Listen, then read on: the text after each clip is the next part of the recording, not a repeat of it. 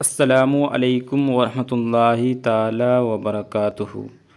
मोहतरम नाज़रीन, आज मैं आप लोगों को अक़ीदे के ताल्लुक़ से कुछ बातें बताने वाला हूँ कि अल्लाह ताला के बारे में कैसा अक़ीदा रखना चाहिए।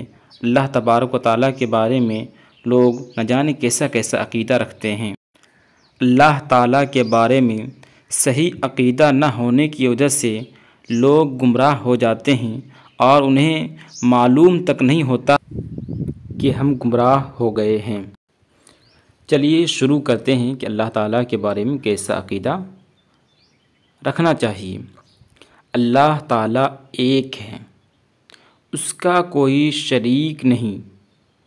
आसमान व ज़मीन और सारी मखलूक़ात का पैदा करने वाला वही है, वही इबादत के लायक है, दूसरा कोई इबादत के लायक नहीं। वही सबको रोज़ी देता है। अमीरी, गरीबी और इज़्ज़त व ज़िल्लत सब उसके इख्तियार में है। जिसे चाहता है इज़्ज़त देता है और जिसे चाहता है ज़िल्लत देता है।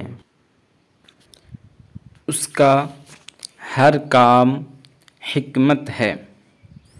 बंदों की समझ में आए या न आए, वह हर काम खूबी वाला है। झूठ, दगा, ख़यानत, जुल्म, जहल वग़ैरह हर ऐब से पाक है। उसके लिए किसी ऐब का मानना कुफ्र है। यह बातें हो गई कि अल्लाह तबारक व ताला के ताल्लुक़ से कैसा अक़ीदा रखना चाहिए। एक अक़ीदा और समाअत कीजिए। क्या अल्लाह ताला को बुढ़ऊ कहना जायज़ है? जवाब: अल्लाह ताला की शान में ऐसा लफ्ज़ बोलना कुफ्र है, यानी अल्लाह तबारक व ताला के लिए बुढ़ऊ कहना यह कुफ्र है। मोहतरम नाज़रीन, अगर आपको यह वीडियो पसंद आए तो आप लाइक, सब्सक्राइब, शेयर ज़रूर कीजिए।